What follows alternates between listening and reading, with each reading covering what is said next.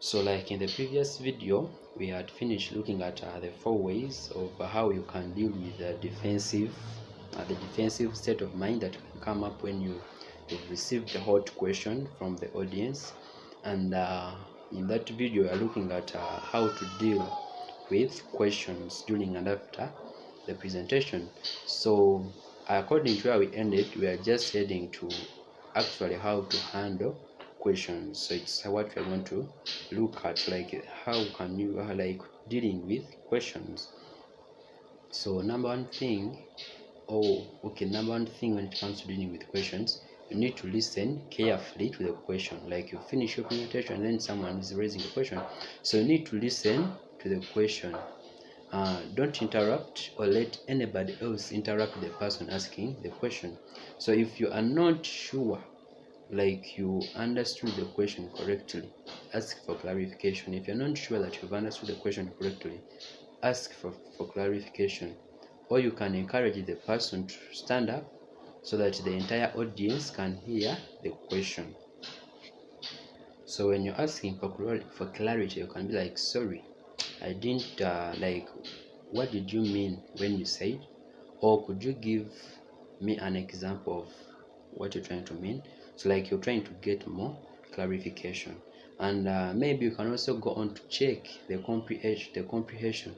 You'll be like, so you mean, or so you're saying, like, so you're saying the fall of the virtues was, like you're trying to get comprehension. Not that it is not showing that you're actually finding it hard to get the question, but someone may feel like, I'm the presenter, I know I'm certain about everything, then why ask clarification, then comprehension? But sometimes you may be dealing with a person, because some people are not good at expressing themselves, or they are not good at arranging the words to see that the person can clearly understand what they mean. So all this you're doing is to make sure you get the right question and you answer it correctly. Otherwise, you may just rush answering the question and then you answer something and then someone was like, no, that is not what I was meaning. So you see that it is actually more worse than asking for clarification and seeking for comprehension. So something like this. Now, so when you're checking for comprehension, you can also be like, have I got this right? Did you mean this? Or can I just check if I've understood? Did you say this? So things like that. And then the other thing, the other first was listening. Then secondly, if you find the question interesting, don't hesitate to credit the questionnaire, like I said previously. It also helps you to get time, to buy time to think about the question. So you can be like, oh, that was a great question. Oh, glad you asked that question. So if you don't like the question, try not to show it. Yeah, sometimes you may not like the question, maybe because it is hard, or whatever the reason is. Don't show that you not like the question. Like, don't attack the person, nor make any negative comments about their question. It does not look professional.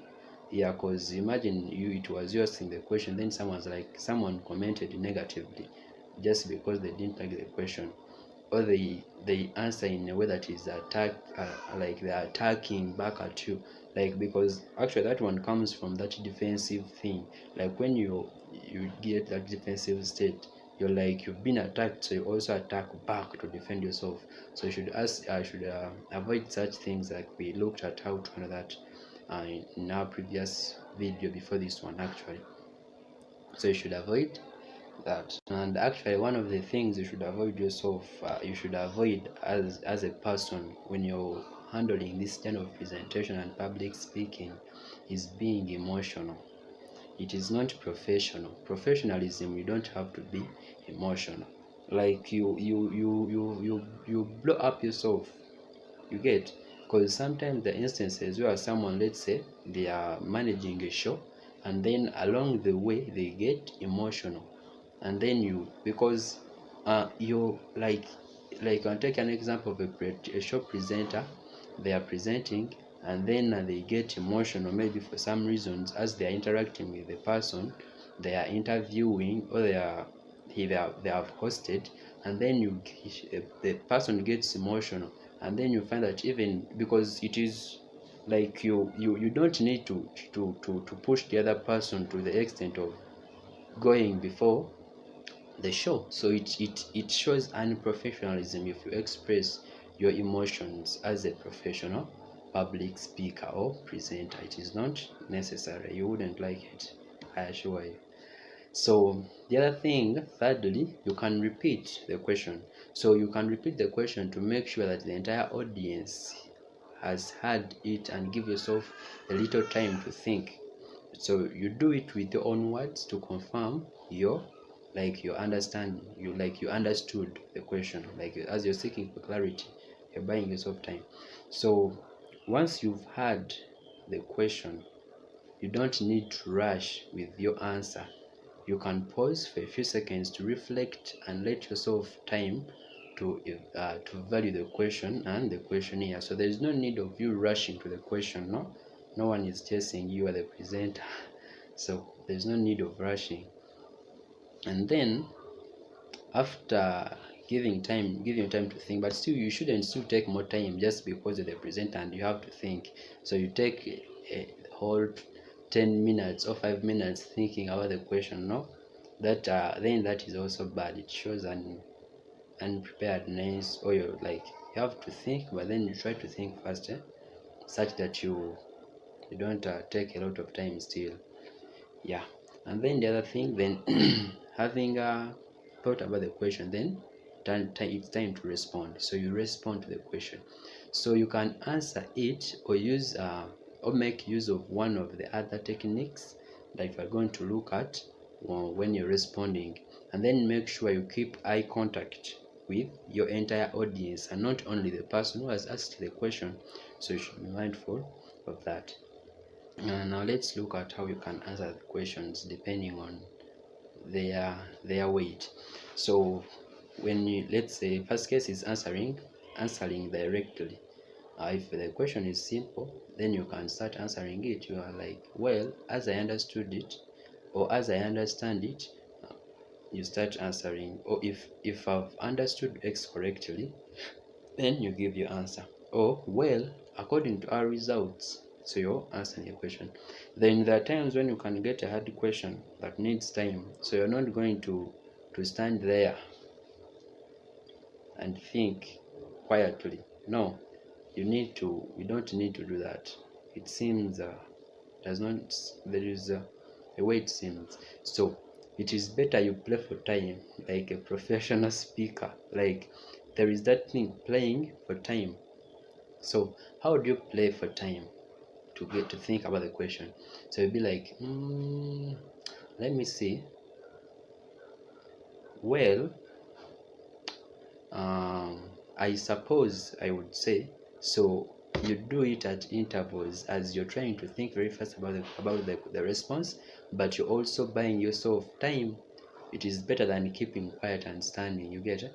Or you can be like, just like our first trick. That's an interesting question. A very good one, actually. Yeah. Well, then you start thinking, let me see. I suppose actually, but anyway, I won't do that. I'm making a video. I'm wasting time. So then let's leaving that. Then leaving playing for time there. Then we look at handling complex questions. Still playing for time comes in when you're handling complex questions.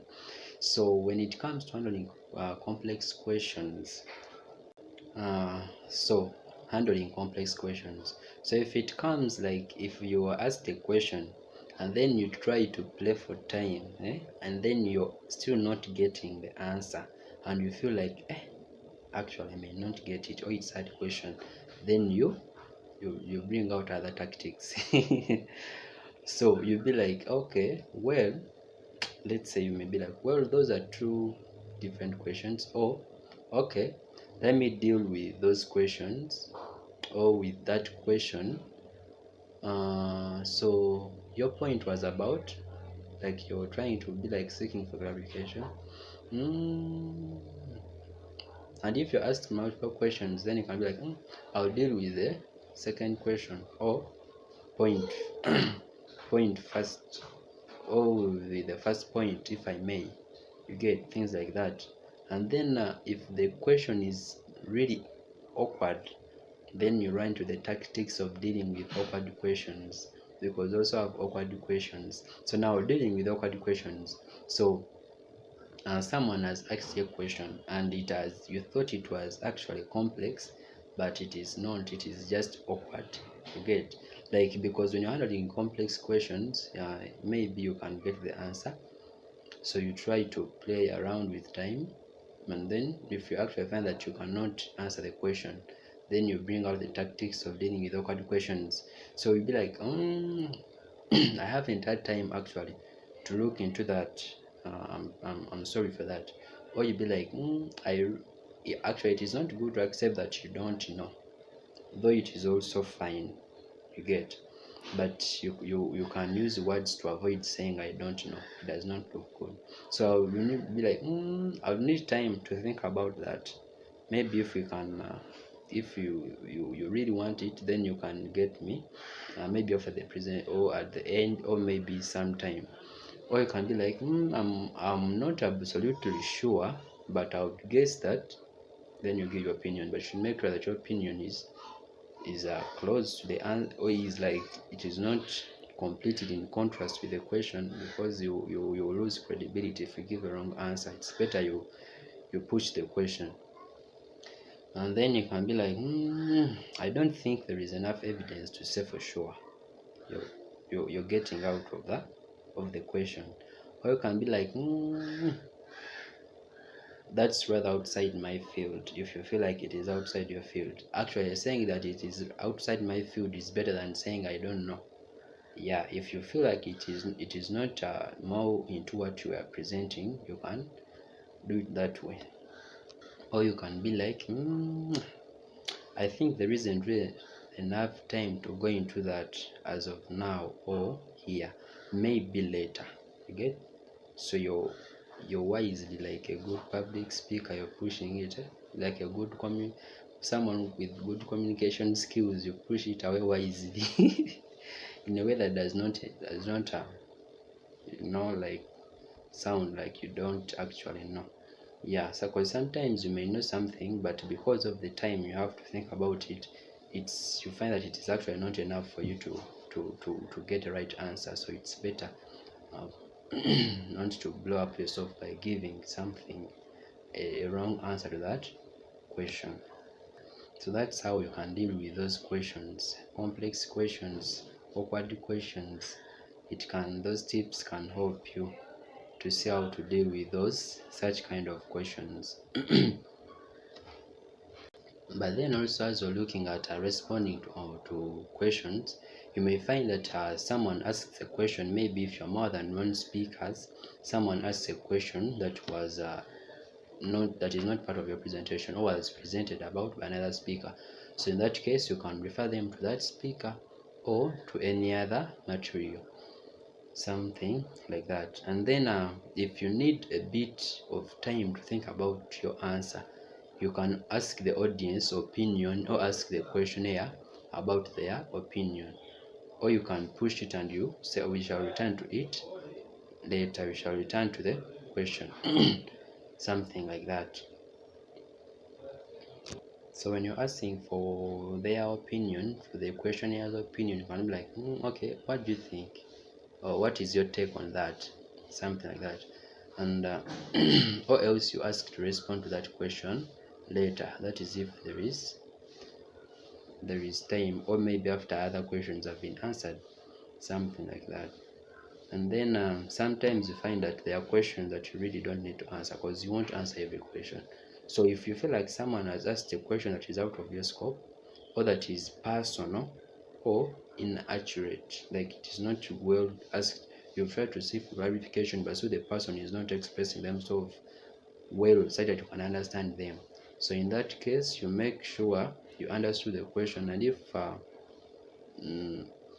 if actually first make sure you understood the question, because you may take the question to be a personal question or inaccurate when it actually it isn't, or out of your scope when it isn't. So you have to first make sure that you've understood the question, and if you have and confirm that it is either out of your scope or personal or inaccurate, then you politely deny answering the question. Politely, like the tactics we've looked at.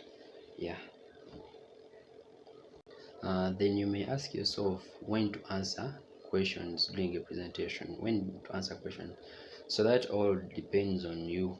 Yeah, it comes back to you. So you may feel like, no, may I feel comfortable answering questions at the end of the question, at the end of the presentation, or sometimes it may be better. I feel like anyway, it depends also on the medium you're using.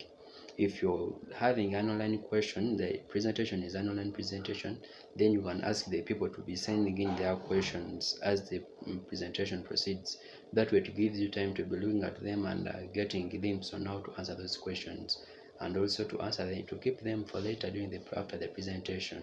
But then for physical presentations, sometimes, unless if there is a medium of sending questions that you will answer them later, that's when you can ask them to sending their questions, and then you look at them later. And if you push questions to answer them later, then you should be mindful of the time and leave some time to answer those questions, not to exhaust all your presentation time and then have no time to answer those questions. It does not.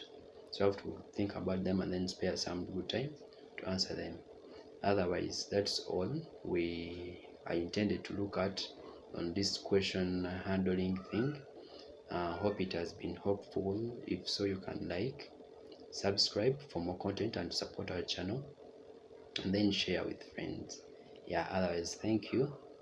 Be blessed.